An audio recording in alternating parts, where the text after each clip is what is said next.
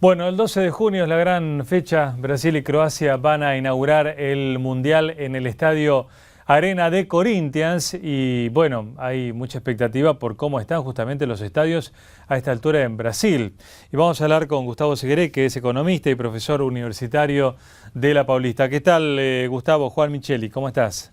¿Qué tal, Juan? ¿Cómo estás? Gusto en escucharte. Igualmente. Bueno, hemos visto algunas fotos que a simple vista generan un poco de inquietud porque se ve todavía grúas trabajando, transporte de materiales, están trabajando los feriados, los fines de semana.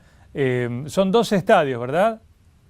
Sí, son 12 en Ah, 12 ciudades y están trabajando, sobre todo acá en chiste, dicen que trabajan las 24 horas del día y a la noche claro, también, también. porque no están consiguiendo terminar. En el Itaquerón, donde se va a hacer el partido inaugural, tuvieron algunos problemas, algunos accidentes, algunas muertes de operarios. Esto atrasó bastante las obras, pero se especula con que el día 17 de mayo se...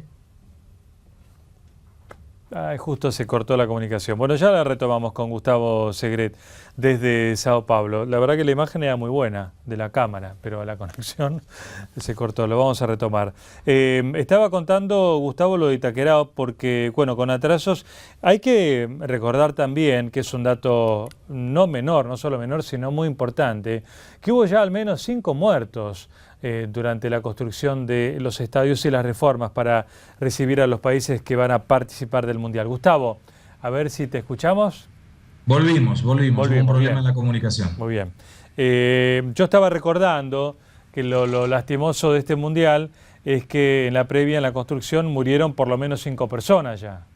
Sí, exactamente. Inclusive en el propio estadio de Itaquerón, no sé hasta dónde consiguieron escucharme, los retrasos se deben precisamente a un accidente que se cayó uno de los soportes de uno de los lugares más importantes del estadio con una caída de una grúa que generó la muerte de dos operarios y recientemente, hace menos de un mes, se cayó un tercer operario. Los otros fueron en el estadio de Brasilia y esto naturalmente retrasó las obras, pero la expectativa por la inauguración del estadio el día 17 de mayo y la expectativa por el partido inaugural el 12 de junio son realmente muy grandes. Claro.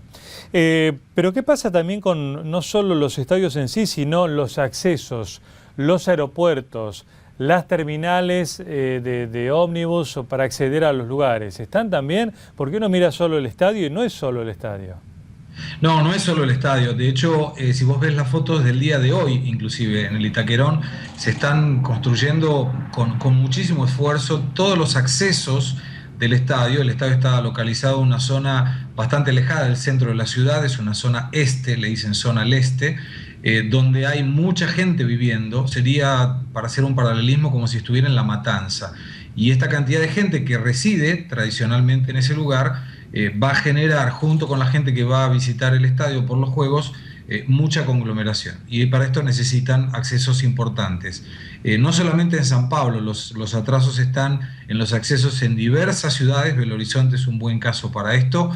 Y en algunos casos, por ejemplo, el aeropuerto de Fortaleza tiene demoras importantísimas, tanto que se especula que va a haber terminales afuera de lo que sería la estructura general del aeropuerto, terminales remotas, le dicen, donde los aviones, en lugar de llegar a los Finger, van a llegar a unas escaleras y serán llevados los pasajeros por micros, que se quería evitar.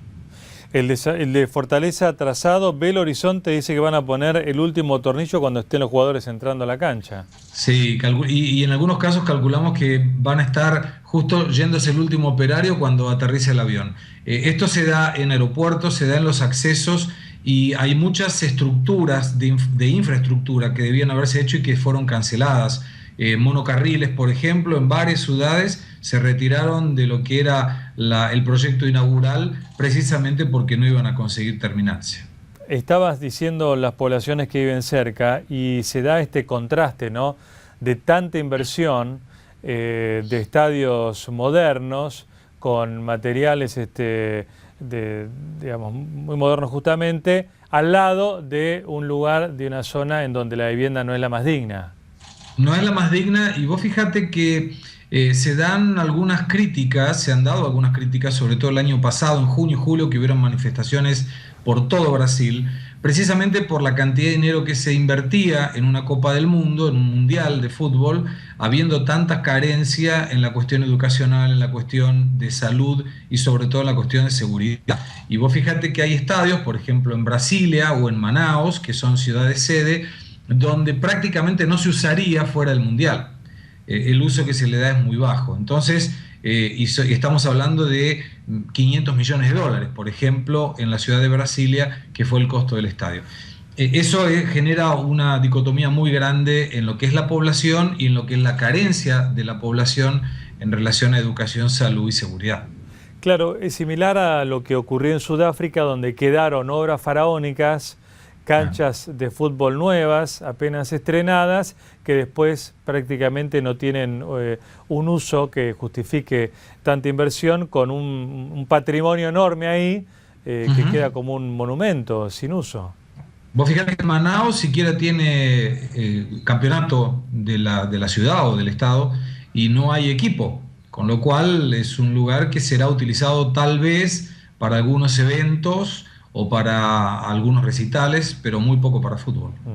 ¿Y esto cómo, qué dicen los brasileños de esto?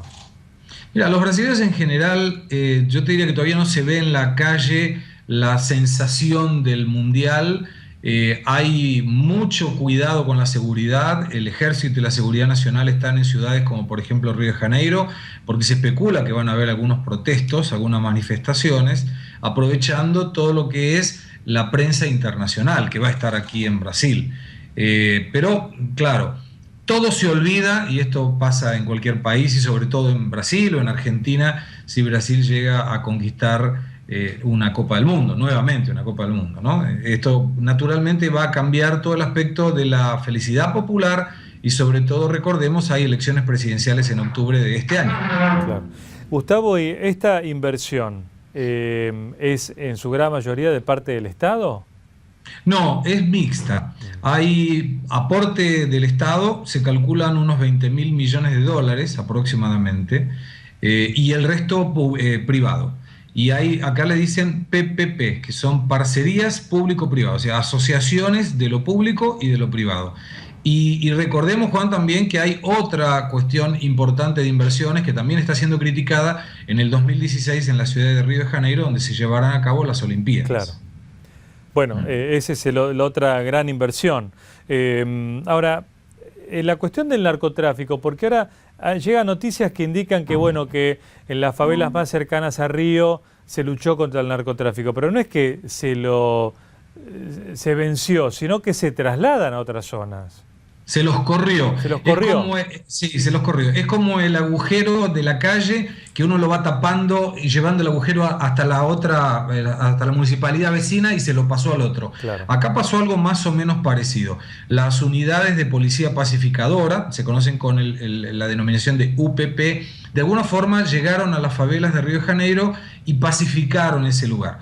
Los traficantes que estaban ahí, naturalmente no es que dijeron, bueno, ahora vamos a tener que buscar trabajo, voy a buscar un trabajo como vendedor en un shopping. No, salieron de la ciudad de Río de Janeiro, muchos de ellos se fueron al nordeste, y esto está generando un problema social importante, porque no se arraigó la cuestión de la droga en sí, sino que se corrió a los traficantes a otras ciudades. Pero Brasil lo que está buscando, y el gobierno, y es entendible de alguna forma, mismo que cuestionable, lo que está buscando es que ante la prensa internacional, cuando lleguen los turistas a Río de Janeiro, digan, la ciudad está bien, las favelas están pacificadas y no hay violencia. Pero sabemos que el Mundial no es solamente una inversión y un retorno para hoteles, para aviones y para restaurantes, sino también para actividades ilícitas, ¿no? Ahora, te quería consultar hacer esta última pregunta, porque cuando uno puede por internet buscar las cifras económicas de Brasil, las grandes estadísticas que da el Banco Mundial, por ejemplo, el Fondo Monetario, en términos de crecimiento del país. Ahora, ese número que se ve, Brasil creció tanto, ¿se ve traducido en la población? Mira, yo te dividiría la respuesta en dos. Si uno toma la gente que no consumía y que no formaba parte de la pirámide social y económica, se vio. Hay más de 30 millones de brasileros que antes no tenían ni siquiera derecho al crédito y hoy lo tienen, en función de programas sociales y en función de una mejora de la economía en los últimos 10 años. Pero si nosotros analizamos uno de los coeficientes que mide el desarrollo de un país, el desarrollo social, que es el coeficiente de Gini o Gini, sí, vos ves que Brasil está tercero de atrás para adelante.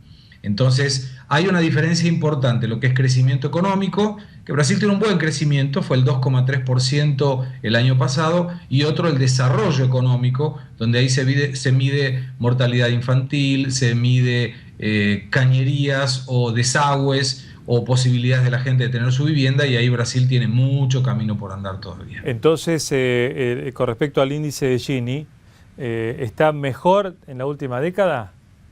Mejoró, sí, pero continúa siendo de los últimos países de la colocación en las diferencias sociales. El índice se calcula de 0 a 1, Brasil está próximo de 1, lo cual es muy malo. Bien. ¿Y nosotros? No lo sé, la verdad que no lo sé. Me da la sensación que Argentina está mejor que Brasil, sobre todo porque los dos países que están peor que Brasil son de África, y uno es de África y otro es Haití, que está muy mal, hay una diferencia importante. Pero Argentina, claro, está mejor que Brasil. Lo que sería otro de los indicadores, que es la renta per cápita, Brasil pasó a Argentina en los últimos 2 años, pero de cualquier manera hay mucha gente aquí, somos casi 200 millones de habitantes en Brasil, y hay mucha gente que gana poco, poca gente que gana mucho, y hay una cantidad enorme en el medio de esos dos límites que falta por mejorar todavía las condiciones de vida. Muy bien, gracias Gustavo por atendernos. Que siga muy bien, hasta luego. Igualmente, buen fin de semana. Gustavo Segret, igualmente economista, profesor de la Universidad Paulista ahí en Brasil.